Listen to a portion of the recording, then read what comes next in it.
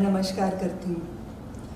बहुत विचित्र परिस्थितियाँ हैं, विपरीत परिस्थितियाँ हैं, लेकिन विपरीत परिस्थितियों में ही समाज के धैर्य की परीक्षा होती है। इन विपरीत परिस्थितियों में जबकि हमारा पूरा देश एक विचित्र महामारी से जूझ रहा है, ये वो समय है जब हमें अपनी आंतरिक शक्ति को जागृत करना है। इस देश ने तपश्चर्या, तप और त्याग की आग क्या होती है उसमें से गुजरना जाना है। उस तपस तेज की आग में से गुजर कर एक कुंदन की तरह चमक कैसे धारण की जाती है, ये मेरे पुरखों ने इसका अनुभव लिया है और हमें वो हमारे धर्म ग्रंथों में वांगमय रूप में वो प्राप्त है। सच है, विपत्ति जब आती है तो कायर ही को दहलाती है। सूरमा नहीं विचलित होते, पर एक पल एक नहीं धीरज खोते। विघ्नों में राह बनाते हैं, कांटों को गले लगाते हैं। मुख से न कभी उफ कहते हैं, जो आ पड़ता सो सहते हैं। खम ठोंक ठेलता है जब नर, तो पर्वत के जाते पांव उखड़। मानव जब जोर लगाता है तो पत्थर पानी बन जाता है। मनुष्य के सामने, मनुष्य के साहस के सामने, मनुष्य के संकल्प के सामने, उसकी दृढ़ शक्ति के सामने बड़े बड़े पर्वत तक टिक नहीं पाते। आपने देखा, नदी का प्रवाह जब प्रवाहित होता है तो वो बड़ी बड़ी चट्टानों को भी रेत में परिवर्तित करने की सामर्थ्य रखता है। इसलिए इस विकट परिस्थिति में जो है वो असहाय होने से समाधान नहीं होगा, अपनी आंतरिक शक्ति को जागृत करना होगा। मैं विचार कर रही थी प्रातःकाली, तो मुझे एक पौराणिक कथानक स्मरण हो गया। महाभारत का समय था, कुरुक्षेत्र के मैदान में जो श्री हरि भगवान श्री कृष्ण एक टिटिहिरी की करुण क्रंदन को सुन रहे हैं। कुररी, उसको कुररी भी कहा जाता है। वो करुण क्रंदन है, उसमें विलाप है, उसमें व्याकुलता है, उसमें कुछ प्रार्थना है। वो प्राणी जो है, पंछी जो है, भगवान के रथ के चक्र लगा रहा है और चीत्कार कर रहा है। श्री कृष्ण की दृष्टि उस पर पड़ी, उसने अपने मौन में ही प्रार्थना कर ली कि प्रभु, ये जो कुरुक्षेत्र का मैदान है, यहाँ योद्धा से योद्धाओं के तलवारें एक दूसरे से टकराएंगी, पर मेरी तो छोटी सी दुनिया है। दुनिया में कुछ भी हो जाए कुछ फर्क नहीं पड़ता, पर अपनों के साथ कुछ हो जाए तो सारी दुनिया बदल जाती है। तो मेरी इन अंडों का क्या होगा? भगवान थोड़ी सी देर उसको देख के मुस्कुराए और कुरुक्षेत्र के मैदान की अन्य व्यवस्थाओं को देखने में लग गए। वो मूक प्राणी, वो मूक था, वाणी नहीं थी पर वाणी थी, दर्द था और वो करुण क्रंदन पुकार बन गया जब, तो श्री हरि ने उस पुकार को सुना था और अर्जुन से कहा, अर्जुन देख रहे हो सामने वो जो हाथी है, उसके घंटे की जंजीर पर बाण चलाओ। वो घंटा जंजीर से अलग होकर नीचे आके धप से गिर गया। 18 दिन वो महायुद्ध चलता रहा, महाकाल वहां मंडराता रहा, मृत्यु तांडव नृत्य करती रही। 18 दिनों के बाद जब शवों से पटी थी वो सारी धरती, और भगवान उसी तरह युद्ध क्षेत्र का निरीक्षण करते करते उस जगह पहुंचे और अर्जुन से कहा, इस घंटे को हटा दो।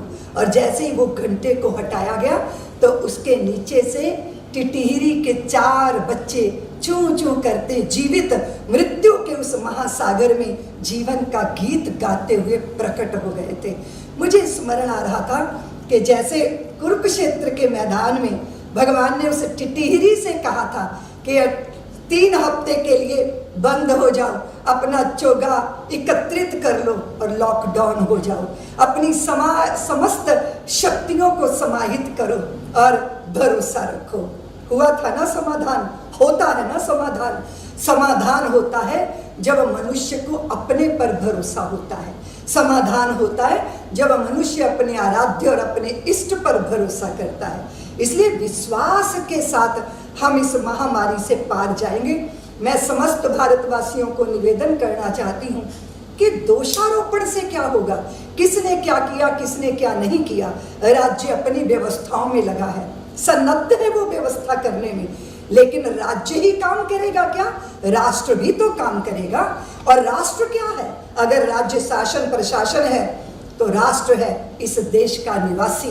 वो जब अपने आत्म बल को, आत्म संयम को और आत्म संकल्प को जागृत करता है तो बड़ी बड़ी समस्याएं भी अपनी औकात इतने छोटे चींटे जैसी उनकी रह जाती हैं। तो मैं समझती हूँ जब ये सर पे काल मंडरा रहा है तो मृत्यु का तांडव नृत्य हो रहा है, इसमें जिंदा रहना और जीवित रखने का संकल्प ही हमें इससे उद्धार करेगा। मैं निवेदन कर रही थी कि बहुत बार मैं देखती हूँ कि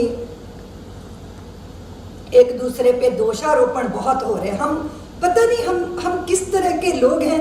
देखिए, गलतियों से जुदा मैं भी नहीं, तू भी नहीं, है ना? इंसान है हम, खुदा मैं भी नहीं, तू भी नहीं, और एक दूसरे को इल्जाम देते हैं हम, पर अपने अंदर झांकता मैं भी नहीं, तू भी नहीं। बहुत सारी गलतफहमियों ने पैदा कर दी हैं दूरियां, किंतु फितरत का बुरा मैं भी नहीं, तू भी नहीं। हम इंसान हैं और इन सारी परिस्थितियों के बीच में अगर हमारी शक्ति मात्र नकारात्मक चिंतन में लग जाएगी तो कर्म करने की सामर्थ्य और नया कुछ सोचने की सामर्थ्य समाप्त हो जाएगी। इसलिए इन विपरीत परिस्थितियों में भारत जैसा देश, जो आध्यात्मिक देश है, जो सारे संसार को मार्गदर्शन देता रहा है, उसका अपने आप में बिखरना अच्छा नहीं है। इसलिए मेरा निवेदन है कि पत्थर जो चोट खाके टूट गया कंकर बन गया, और पत्थर जो चोट को सह गया शंकर बन गया। ये परिस्थितियों की चोटों को झेलते हुए बिखरने नहीं देना, स्वयं को, अपने अंदर को निखारना है। इसलिए इन सारी परिस्थितियों से बाहर जाने का एकमात्र मार्ग है, हम एक विषाणु से पराजित नहीं हो सकते।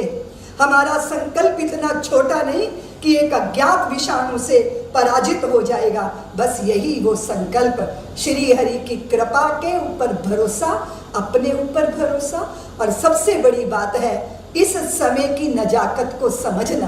मैं अक्सर एक बात कहा करती हूँ कि सीख सुनहरी पुरखों की रखना हरदम याद, किया वक्त बर्बाद जिन्होंने हुए वही बर्बाद। कठिन काल में वीर कभी भी पीठ नहीं दिखलाता, या तो हंसा मोती चुगता या भूखा मर जाता। शुभ कर्मों के बिना कभी भी हुआ नहीं निस्तारा, जीत लिया मन जिसने उसने जीत लिया जग सारा। इस दुनिया का सार एक है नित्य अबाध रवानी, अपनी राह बना लेता है खुद ही बहता पानी। इसीलिए संकल्पवान बनिए, मन को जीतिए, अंतर्राष्ट्रीय षड्यंत्रों के शिकार मत बनिए। इस देश में जो अफवाहें फैलाते हैं उनको देशद्रोही मानिए, और जो विपरीत परिस्थितियों में भी सीना तान के अपने और अपनों की सुरक्षा के लिए सन्नद्ध होते हैं, वो हैं देश माता के सच्चे पुजारी। मैं राष्ट्र के सभी बंधु भगिनियों से ये निवेदन करती हुई कि जिन्होंने अपनों को खोया है उनके प्रति हमारी भारी संवेदनशीलता, हमारा चित्त भारी व्याकुलता से भरा है, लेकिन इन चिताओं को लंबे समय तक हम नहीं जलने देंगे। यही संकल्प मृत्यु को पराजित करेगा।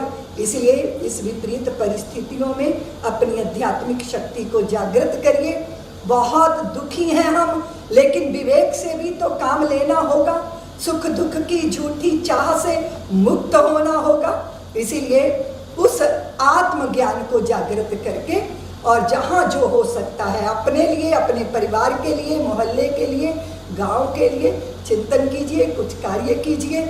बाहर दूर क्या हो रहा है वहाँ हम समाधान नहीं बन पाएंगे, वहाँ जाके कोई मदद नहीं कर पाएंगे, लेकिन अगर अपने आप पर संयम करके हमने कछुए की तरह हाथ पैर समेट लिए तो निश्चित रूप से ये जो संयम है ये हमें इस महामारी से बाहर ले आएगा।